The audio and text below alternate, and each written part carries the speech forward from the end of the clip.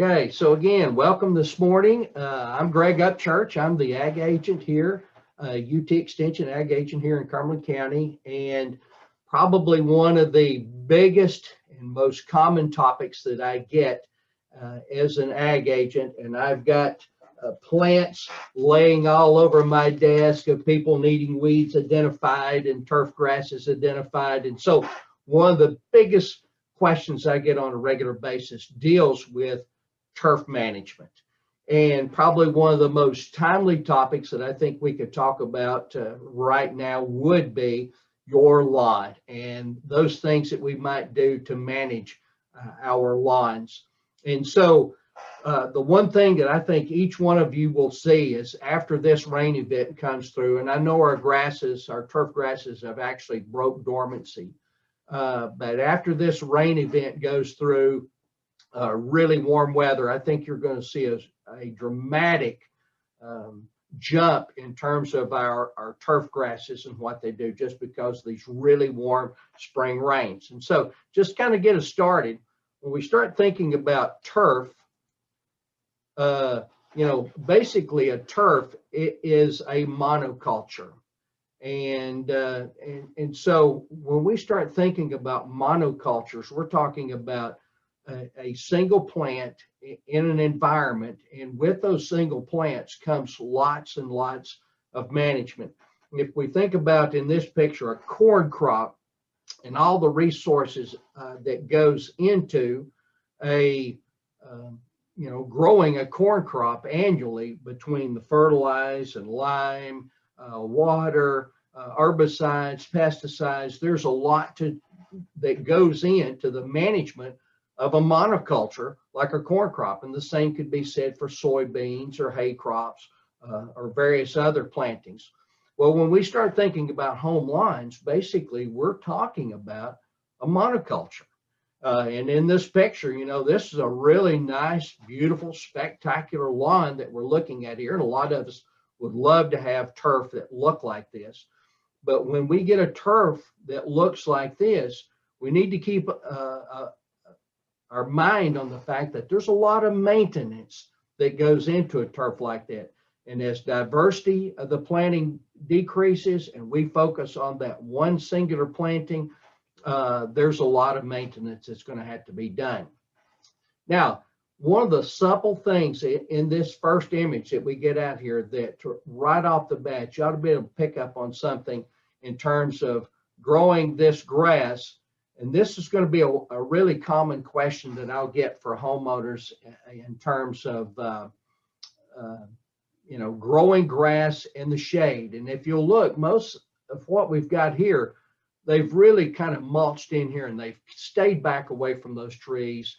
And for the most part, they're really not even going to attempt to grow grass under those trees. And they're going to focus more out here in sunnier areas. And we'll talk a little bit more about that here as we move on into the program.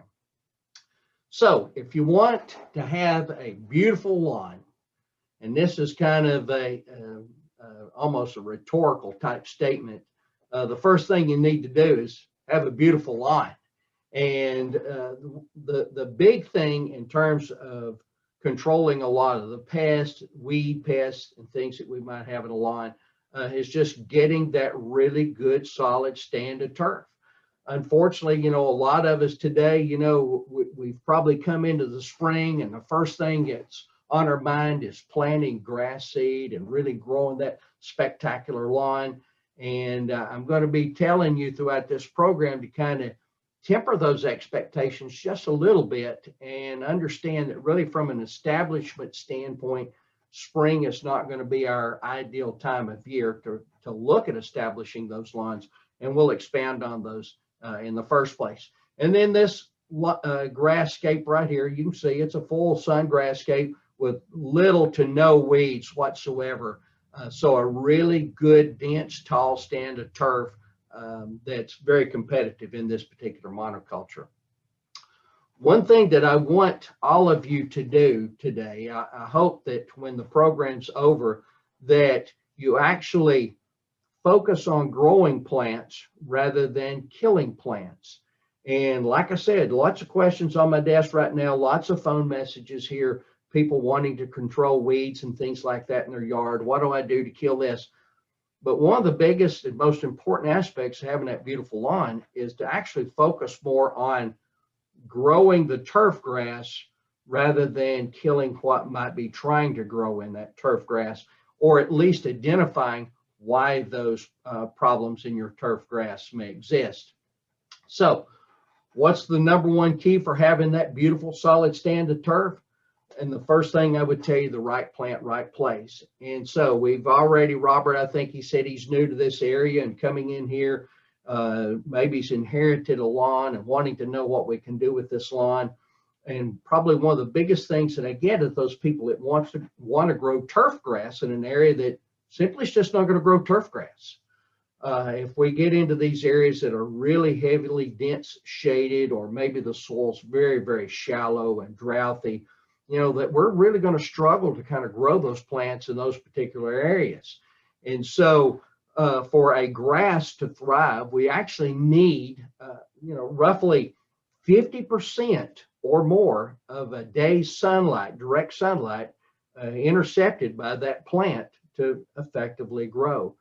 And that's not including light that may be coming through the shade of the canopy of a tree, and you look under the trees and you see spots of light, because that light is actually filtered out, the energy is filtered out by those trees, and we're really not feeding that plant. So in a day that we've got 12 hours of sunlight, that's meaning that we need to get at least 6 hours of sunlight for that grass to be acceptable. So that could be 3 hours in the morning, 3 hours in the afternoon, 6 hours in the morning, or less desirable, 6 hours in the afternoon, because generally afternoon sun's going to be a little bit hotter.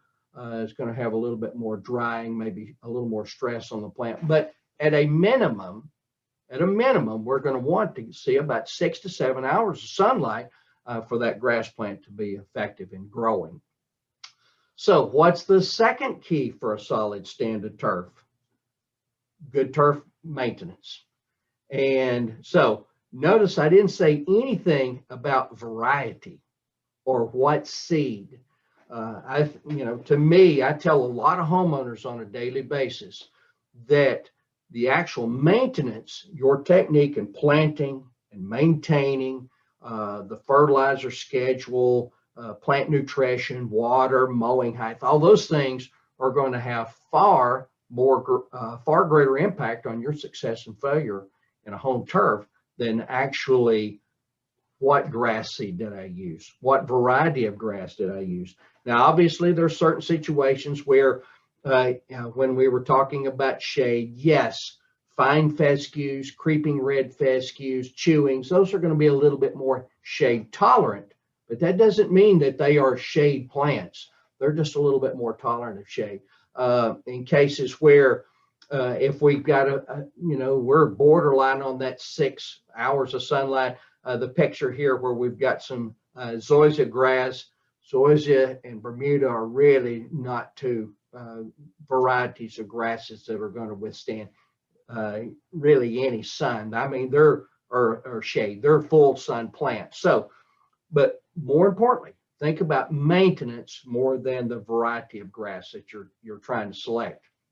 So some of those principles for good soil and turf maintenance, and every one of these things are characteristics that we can address this spring. Soil pH, fertilization, mowing height, aerification, maybe not dethatching, and of course, pests. And pests is a broad category. So if we jump right in and we start talking about pH, oftentimes homeowners and farmers in agriculture fail to realize the significance of pH. And pH is going to be around that 6.5, a slightly acidic pH is going to be the optimum that we're going to try and target for our turf grasses. And the reason for that is because at a 6.5, our turf grasses have the broadest array of nutrient availability. And so generally I tell homeowners, if you keep it between 6 and 7, you're okay. 6, 5, and 7 is probably a little bit better. Now, you may have done a soil test and you may say, my pH is 5.5. That's not very bad, not compared to 6.5, but actually 5.5 is 100 times more acidic than 6.5. And so when I get homeowners that come in and they say, I fertilized my lawn and I didn't see any results. I think the fertilizer's bad. I need to get my fertilizer tested. More often than not, it's a case where the pH is really low. And actually, when you put that fertilizer, it was bound in the soil and actually it wasn't available for plant uptake. And in those cases, homeowners can actually lime and probably see a benefit as if they had fertilized their yards. Now, can we have too much lime? Yes. We don't want to have really strong basic type soil profiles, just like we don't want really extreme acidic soil profiles. Both of those are bad. Both of those can inhibit nutrient uptake from the plant. And so focus on that 6 to 7 or 6.5 pH for amending your soils. Now, if you lime, understand, liming generally will not be immediate. It's going to take roughly 6 to 7, 8 months for that lime to incorporate into the soil profile, move down through the soil profile, and come in contact with those soil particles to alter that pH. For liming, I'm going to tell homeowners to use pelletized lime. The little small BB marble-sized pelletized lime. It's very easy to spread and uniformly broadcast. It's going to be a little more expensive than what a general agricultural lime would be. But typically with agricultural lime, I'm going to recommend it for homeowners if you've got really large acreage. So you're over an acre, you might want to look at agricultural lime just because of a spreading or a cost factor. But, if the budgets fit you, again, the pelletized lime is going to be a lot easier to spread. Don't use the hydrated lime in a powder form. Don't do it. It will incorporate very quickly, but it also fades away very quickly, and it can be pretty caustic, too extreme in terms of the movement of that. And it's such a high basic property that you can have some problems. So stick with pelletized lime. Now, one of the most important slides that I may show in this entire program, particularly dealing here in Cumberland County with cool season turfs, and I'm not going to really address warm season turfs. If we've got some questions on those, I might go back in and visit with you regarding those. So this is going to primarily gear towards cool season turf, and you can see how the growth curves, both roots and shoot growths on these, start about March. Here on the plateau, literally around March 1st and March 10th is when we start seeing that slight green up. And then when we start getting a few of these warm 60+ degree rains is when we will just see the grass absolutely jump up and start growing. And that grass is going to grow on into May to here on the plateau, mid-May, and then it's going to start a decline in through June, July, and bottom out somewhere around August, early September, and then we're going to see an uptick in terms of growth again. Well, in terms of our fertilization programs, they need to mirror these growth patterns. And so the 2 times a year that we're going to look at targeting fertilization and management are going to be the spring and the fall of the year. So when we start looking at our fertilization plans, if you've got a lawn and you're interested in that high intensity fertilization, you want your lawn to look spectacular, and cost is not really the factor here. You just want to look in your best. We're going to recommend 5 times that you can for you to fertilize the lawn. Those are going to be March and April, where we're at right now, September, October, and November. And those are the only 5 months that we're going to recommend that you're applying fertilizer. And in the springtime, you notice these bars are green. In the springtime, we're applying nitrogen and nitrogen only. And typically with that nitrogen, it's a half of a pound per 1,000 square feet of area. So not much, very light application of those nitrogen. And we do that when those plants are in a really high growth period that's going to really uptake that nutrient, and they're going to utilize that nutrient.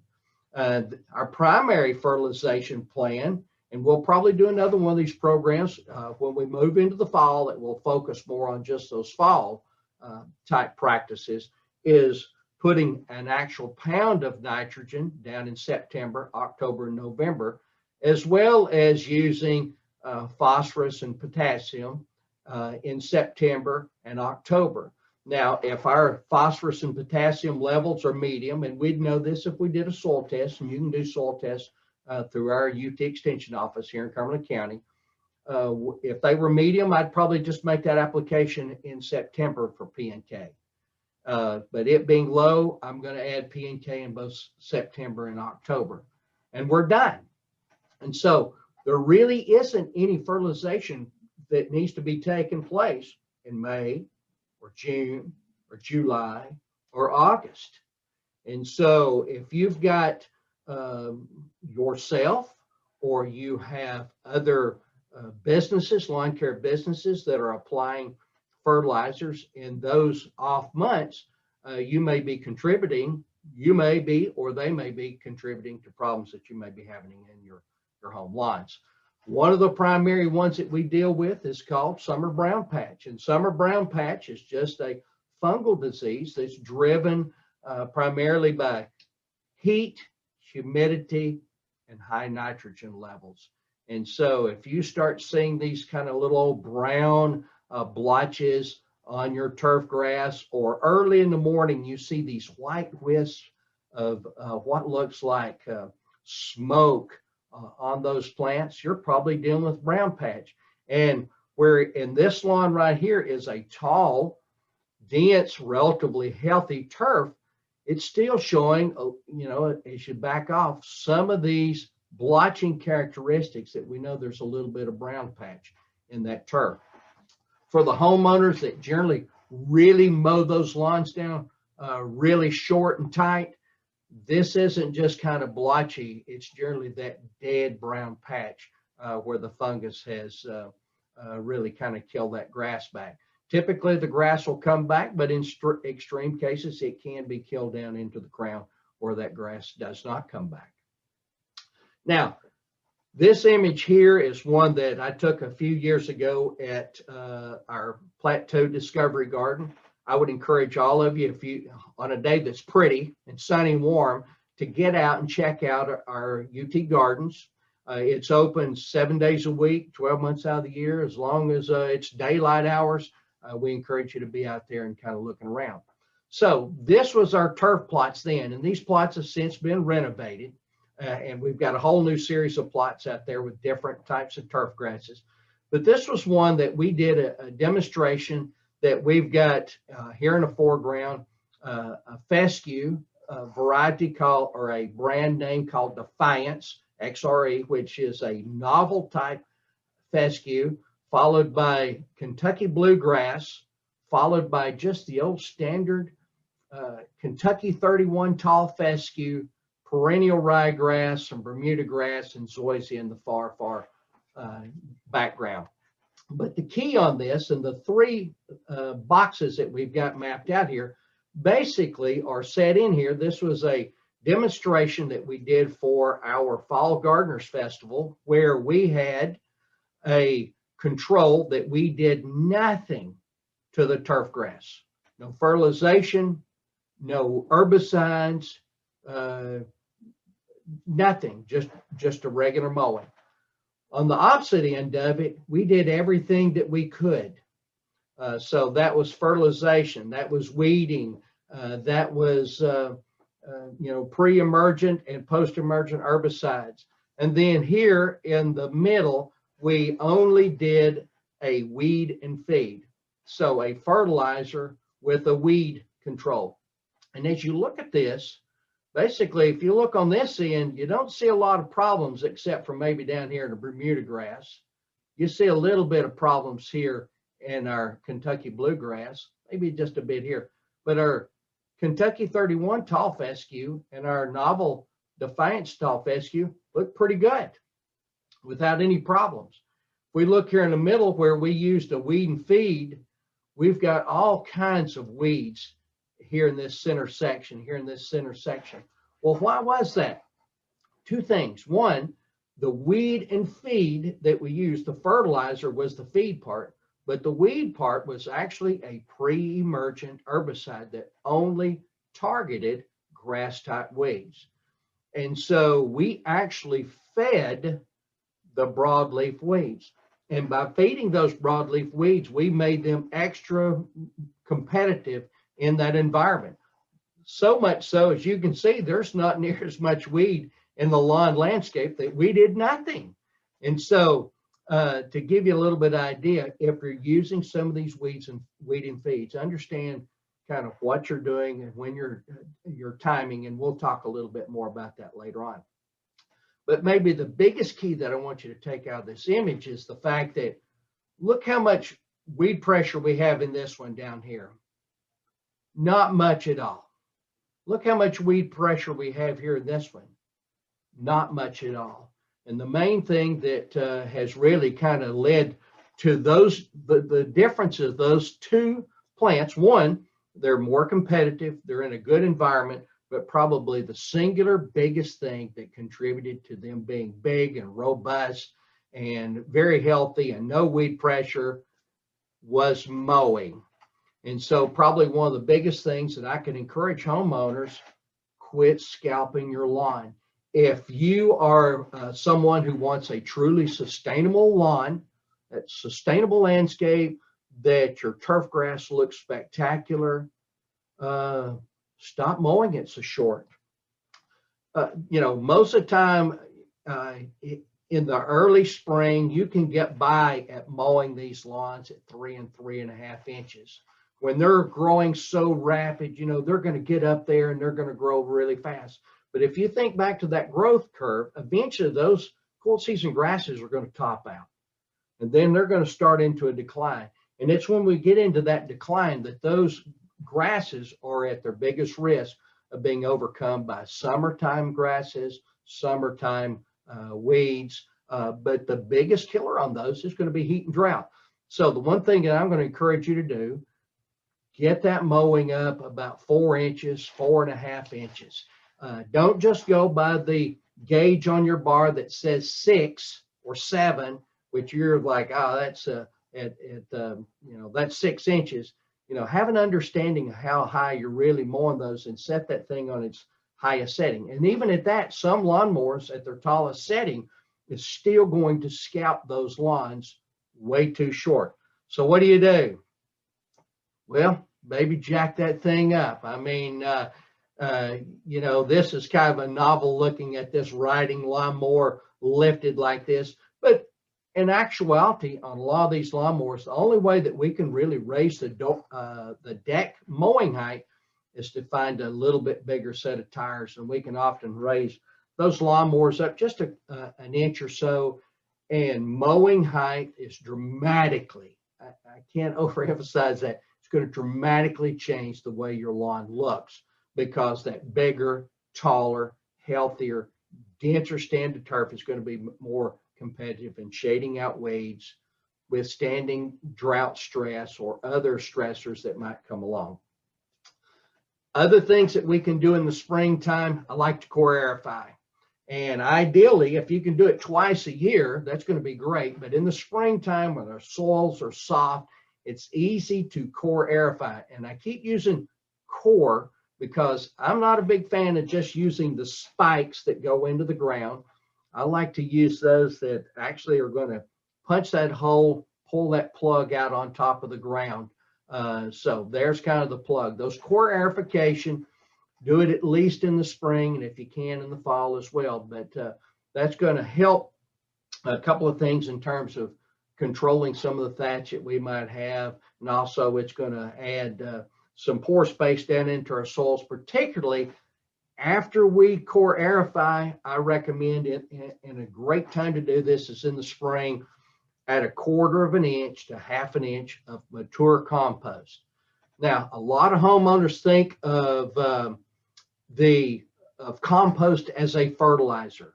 Compost is not a fertilizer. If you looked at compost, there's a lot of research out there that looks at mature compost, well composted materials, whether it would be bark or grass or whatever the case may be, and you applied a fertilizer label to it, it would be like a 1-1-1 or a 1/2.51 or a 1.5.5. So little nutrient value to it. But what the significance of compost is it adds that tilth to the soil. It adds the breathability of the soil. It opens up the soil for microbial activity. It improves just the biological function of it. It improves the moisture holding capacities of that soil. So a lot of you on here probably say, man, I need to bring in some topsoil and put topsoil out there. I would actually direct you more to do core aerification and top dress in the spring and the fall.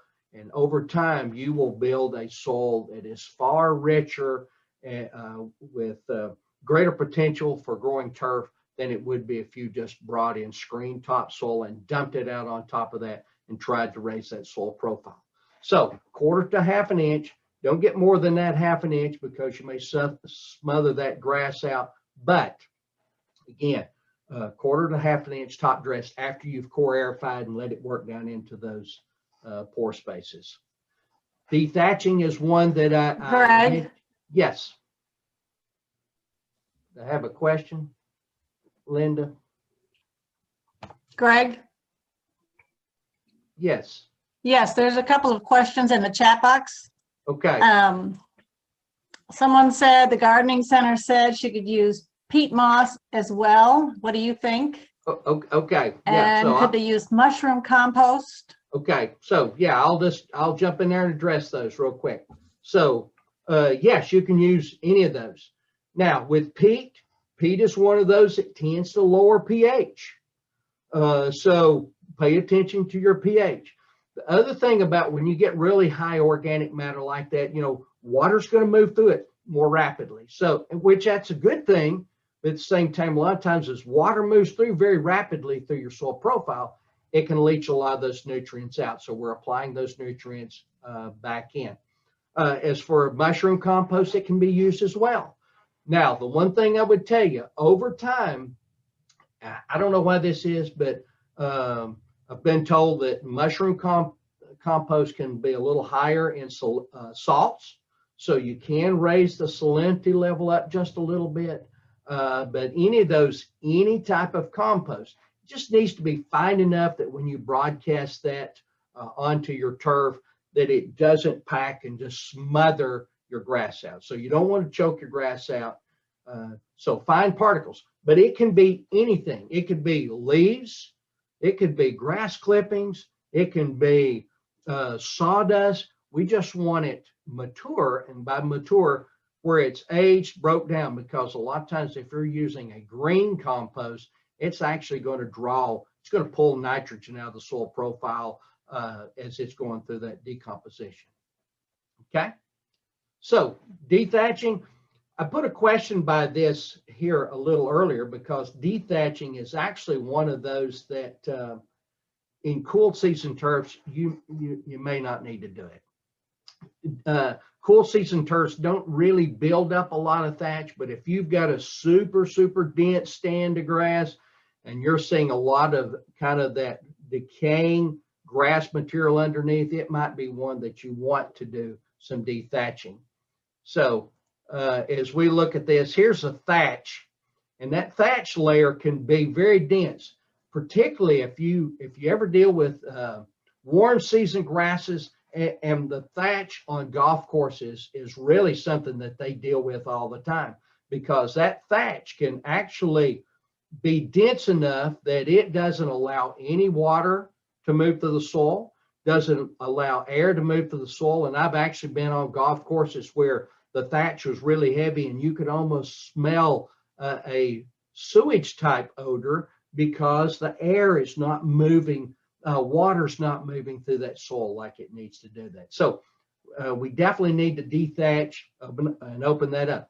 Core aerification will help that, but if not, you can also use what we call power rakes that have vertical tillers that will slice the soil. And a lot of times I use those vertical tillers as much as anything to use for seeding in the fall.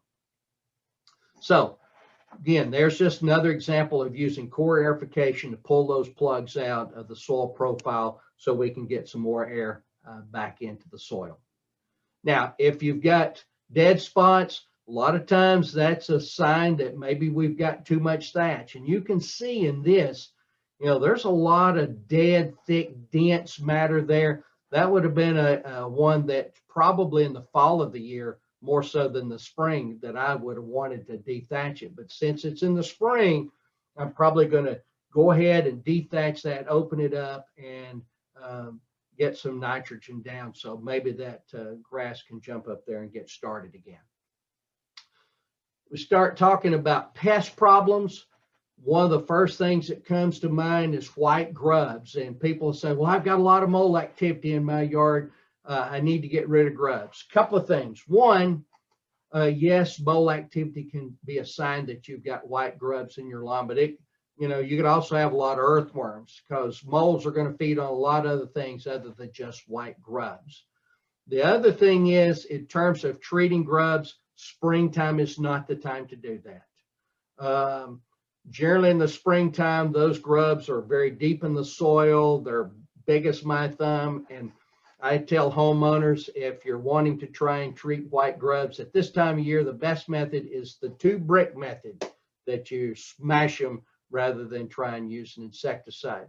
And then there's for a lot of people, white grubs, unless you've got, beetles doing damage to plants, I'm generally not even going to recommend treating for white grubs unless there's a true economic threshold there where they're feeding so much on the roots that it's killing turf back. But that's going to actually be done in late summer, late August, September.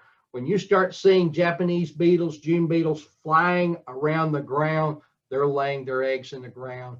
You can use about a week to 2 weeks after that to start treatment for grubs. So spring is not the time to treat white grubs.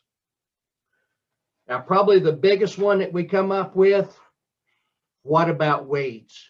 And there's probably a lot of you in here that tuned in that you're like, I want to know about weeds. And if I was in a classroom with you right now, I'd say, raise your hand if your lawn looks kind of similar, maybe like this one. And this lawn right here, as we look, is primarily, all it is weeds.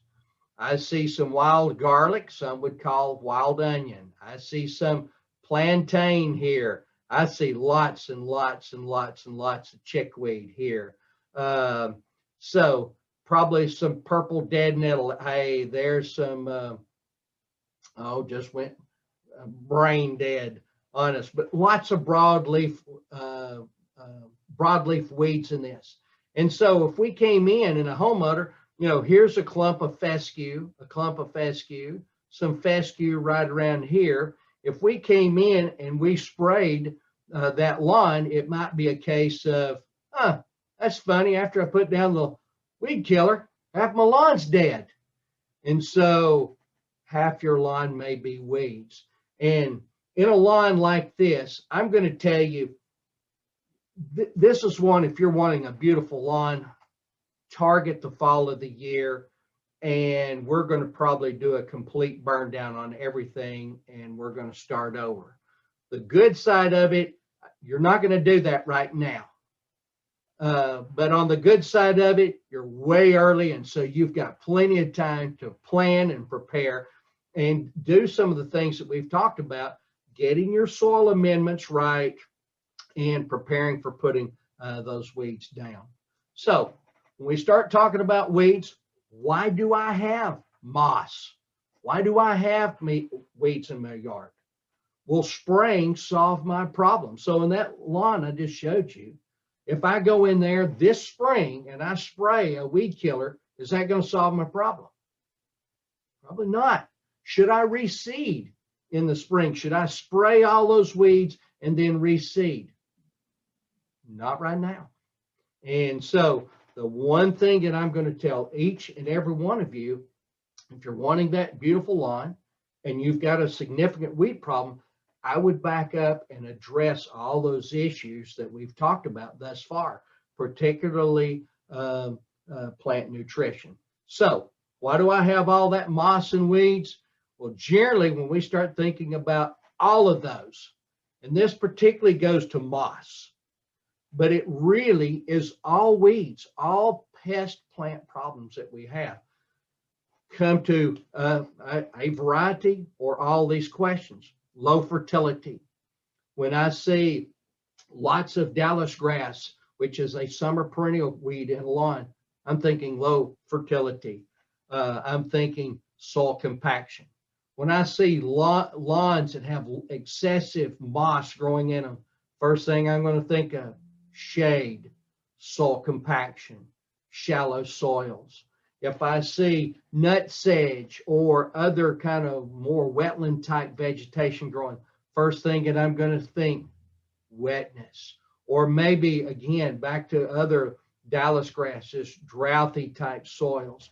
Or there's cases where it can be all the above. Now you're asking yourself, how in the world could I have a soil that is both wet and drouthy? Leave it to the plateau. Our soils tend to be very shallow, or shallow to a hard pan or bedrock. And so in the wintertime, any and all moisture that falls, it lays on that hard pan or bedrock. So it can't move through the soil profile. So in the wintertime, you get off your driveway and pull out an edge yard, bang, you sink down to bedrock and you're stuck because the soil's so wet. Conversely, when it comes summertime, that really shallow soil dries up very, very quickly. And so we have an environment that is just really hard for a plant to survive, a perennial plant. So what ends up happening are annual plants that maybe that thrive in the wintertime, thrive there in the wintertime, and then plants that thrive in the summer, thrive there in the summertime. But your perennial turf grasses struggle to survive in that environment. So you kind of need to ask yourself this question, why do I have those?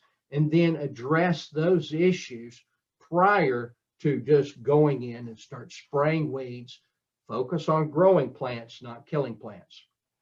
Now, if you've addressed all those and you think you're in good shape on all those, but you still have some weed issues, and you can have some weed issues. These weeds are going to be very opportunistic. We've got 3 types of weeds that we can have. The monocots, which are the grass weeds, and the dicots, which are the broadleaf weeds, and we can have sedges. There's 2 life cycles that we need to think about in terms of managing those weeds in our home turf. We need to think about summer weeds, and we think about winter weeds. Now, winter weeds are what we're dealing with right now. They're winter annuals. All those winter annuals and plants, they germinated last fall. They've grown all winter. You're seeing all these beautiful flowers out in the landscape right now that are growing. Well, a lot of those are those are weeds. What one would call a beautiful flower, someone else might call a weed. But those are very opportunistic annual plants. In the springtime is the greatest pressures on home lawns from a weed standpoint, just because of the vast winter annuals that we have that take advantage of the moisture. So all of these weeds can be broken down into annual, which I've used repeatedly. An annual is going to grow 1 year, going to go to seed, it's dead. If that weed comes back next year, it comes back from seed. So all these henbit, dead nettle, chickweed that you see in your landscape are actually annuals, and they're just coming back from seed that grew the previous year. Perennials are one that can come back from seeds, but also come back from their roots. So here's a couple of those common ones that we identify. And if I scratched around here on my deck, I could find you some, or my desk, some chickweed and also some purple dead nettle. This is the one's got the purple flower on top, it and another broadleaf weed called henbit. Now, if you're interested in controlling these, you've addressed all the other issues. You think you're in shape to have that good lawn, but you still got some weed pressures. We've got a great publication, W205. You can just use a search engine to find UT Extension publications, and you can look this publication up, and it'll give you a lot of really good information on controlling those winter annual plants.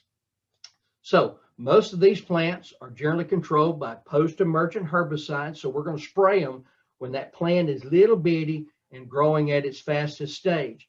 These post-emergent herbicides are auxin inhibitors. So they allow that auxin hormone in the plant to be released, and those plants, in essence, grow themselves to death. So if you're going to treat these, you want to treat them when they're small and they're actively growing. This would have been best done in September or October, November. In the springtime, if we were going to treat these, we should have probably been a few weeks ago. A perennial plant, though, on the other hand, is going to be one that we're going to treat it after it's bloomed and fully leafed out. So there's two different rule of thumb on treating those broadleaf weeds. So if once you treat those under ideal growing conditions, you'll see this telltale twisting and curling of the plant. And that's just that auxin is turning that growth hormone on.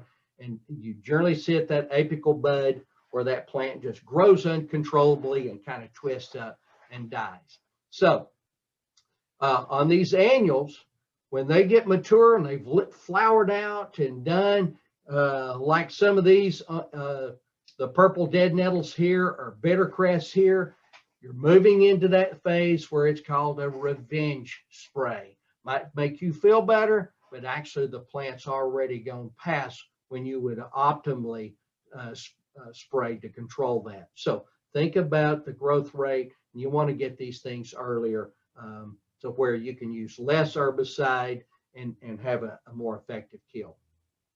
And there's some of the common ones. This is a snapshot out of our publication, 2,4-D, MCPP, and dicamba. And here's some brand names for them, or another one that's carfentrazone, 2,4-D, and MCPP, and dicamba that work to spray those lawns with. But again, while I'm talking about herbicides, I want you to remember the number one best way for controlling weeds in a home lawn is have a tall, dense stand of turf that's more competitive rather than resorting to using herbicides.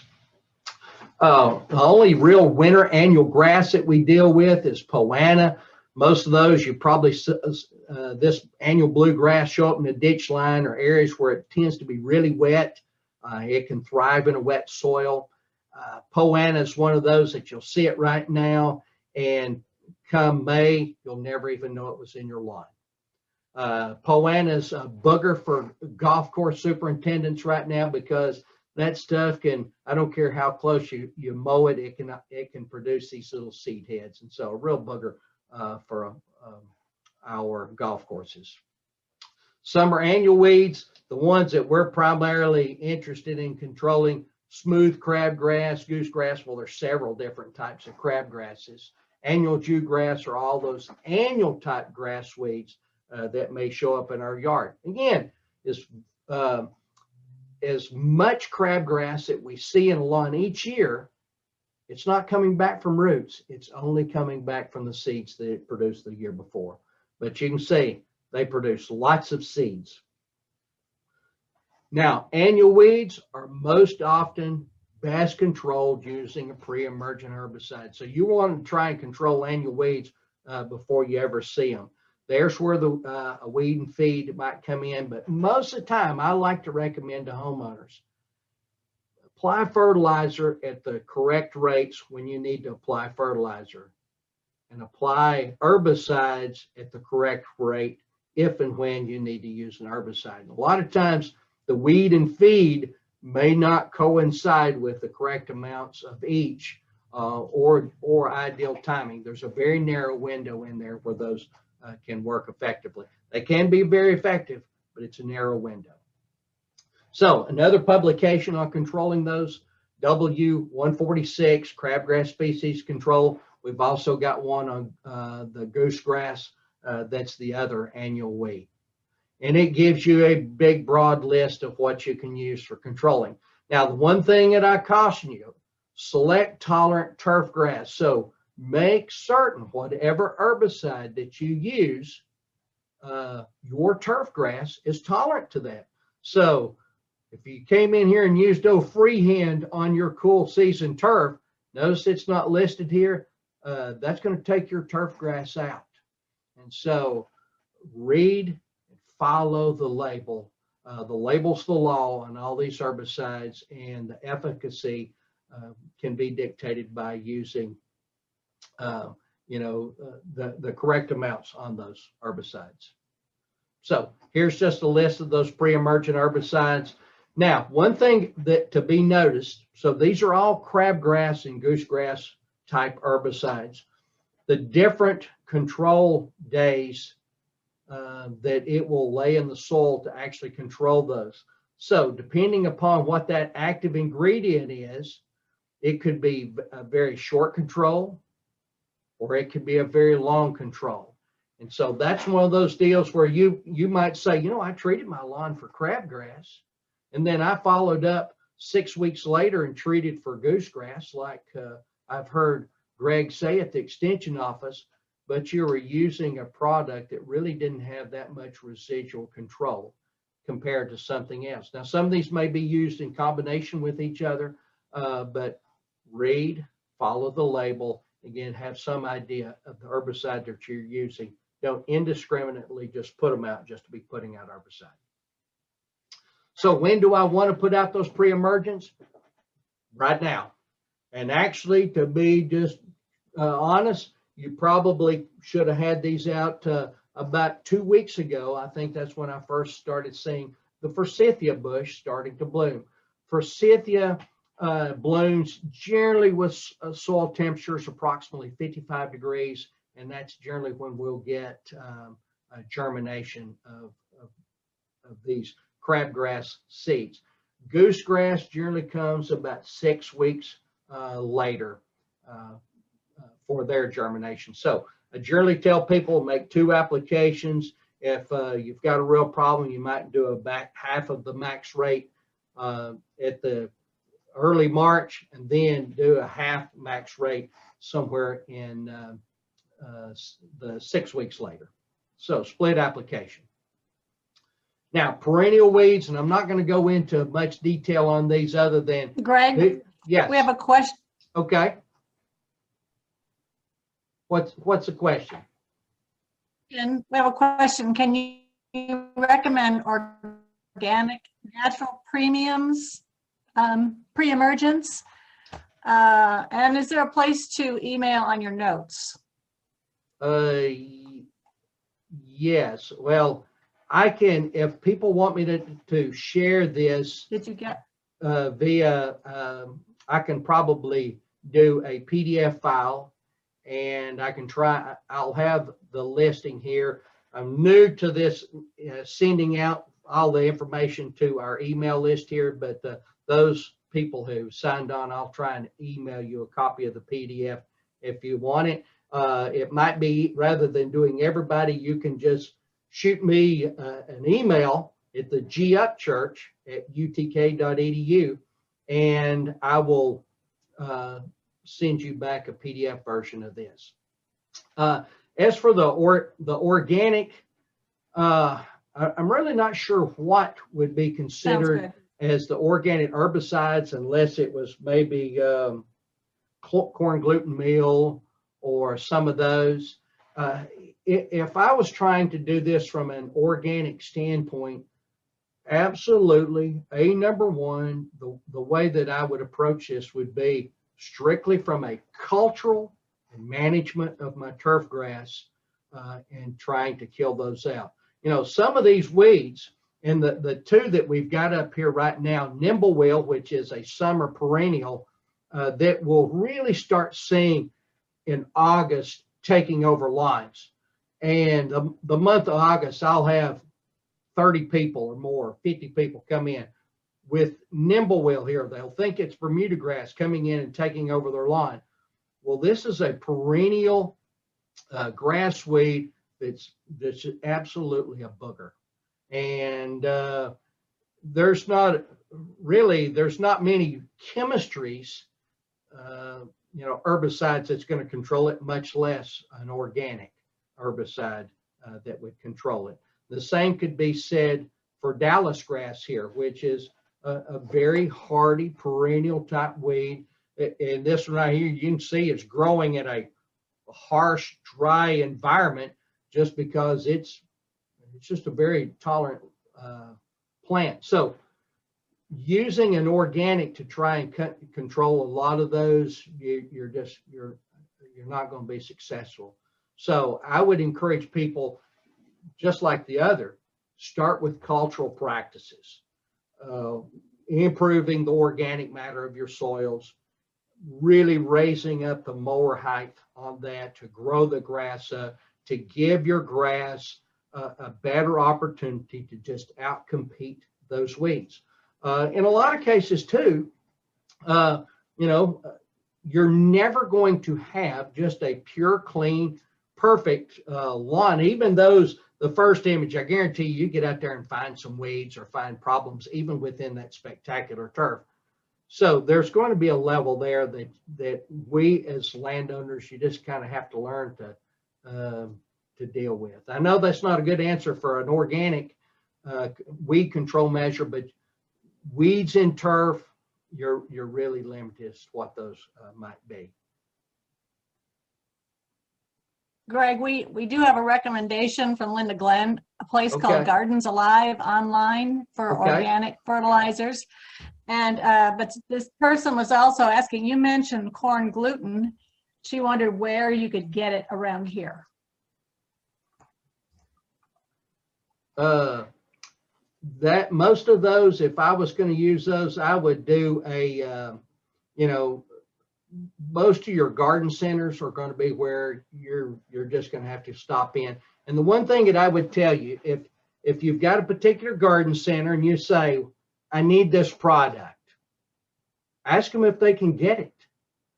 I would suspect any of those our farm garden centers, whether it be the co-op or Micro Ingram's down at the feed store or others, if you go in and say, hey, you know, the garden center here in Crossville, if you say, hey, David, I'm looking for this particular organic herbicide.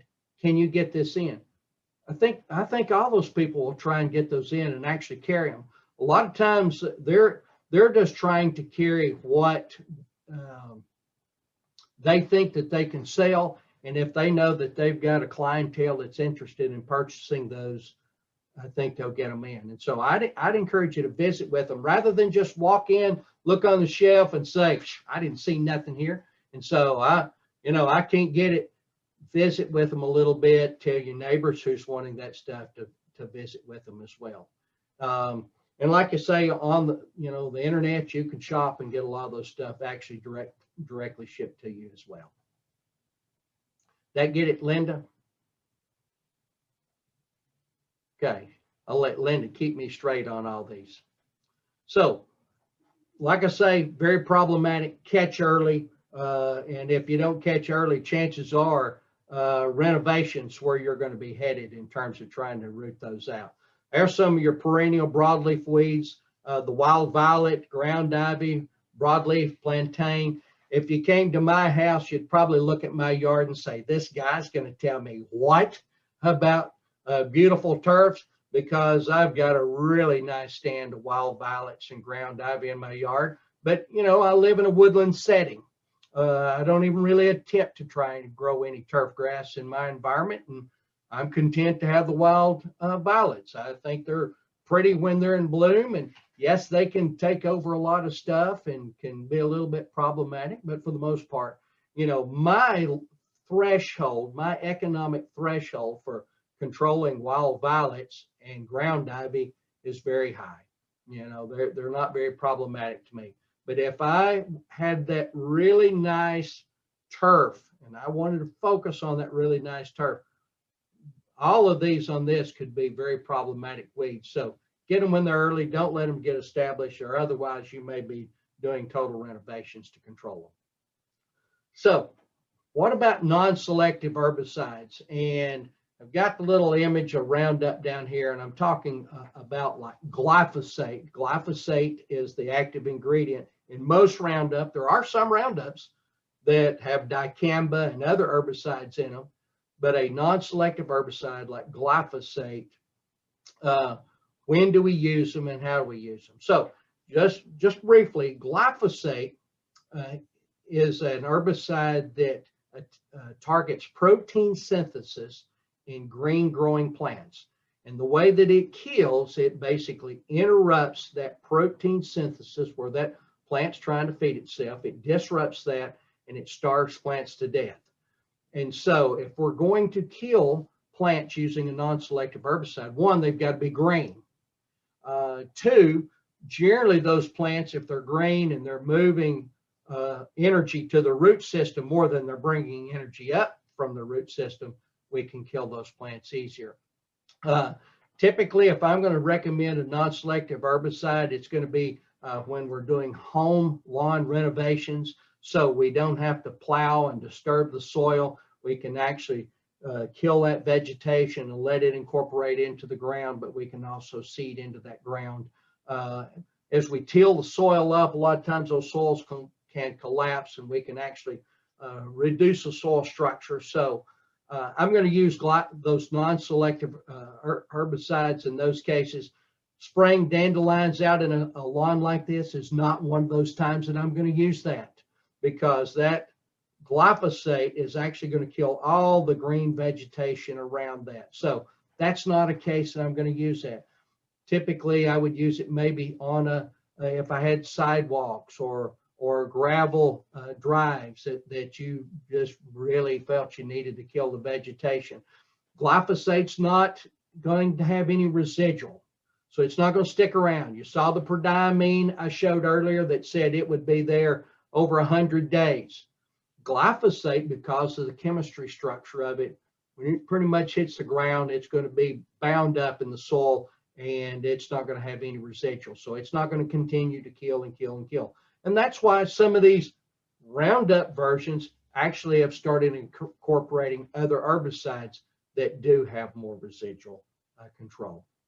So if you're wanting more information on these topics, there's a number of websites here that you can look at. Our Turfgrass Science at the University of Tennessee, they've got all kinds of fact sheets and information there. The Tennessee Turfgrass Weeds publications. You can go to our UT Extensions publications. One that I've not got listed on there is our UT Hort is another website that you can look at. One of the keys that you see here, anytime that you're doing any of these web searches, I encourage you to use extension as one of the key search words in that, because you can have comfort in knowing that it is a land grant university research-based information and not a product bias information. So in summary, what we've talked about here, some of that maintenance. If you're wanting that beautiful lawn and you're wanting those timely topics to do this spring, address your soil pH. And you can do that through a soil sample here at our office. I can't look at it and tell you what the soil pH is. I can probably look at the vegetation, and depending upon the vegetation, say, yeah, it's probably pretty acidic or it looks good. And why can I say that? Because your vegetation, desirable vegetation that you want, will be doing good. If you've got a lot of broom sedge, it's acidic. If you've got really lush fescue that's growing or other plant, then it's probably okay. Your fertilization plan, remember, lightly in the spring. Our primary fertilization occurs in the fall of the year, lightly in the spring. Mowing height, jack that mower up 4 inches, 4.5 inches. Core aerify, add that organic matter back in to the turf. If you think you've got a thatch problem, that core aerification will help, but also you might dethatch. But dethatching, as I stated earlier, I'm going to use that more as a way to scarify the soil and put seed down the fall than I'm actually going to use it to lift the thatch up for spring. And then our pest problems. So we really don't have any insects right now that we need to be targeting. The big thing would be turf weeds. And actually, from a turf weed standpoint, you're at the very end of having any effective control. And I would strongly encourage you to look more to the future in terms of growing plants rather than trying to kill plants. And so with that, kind of wraps us up for this morning's timely topic. And I'd be willing to take some other questions.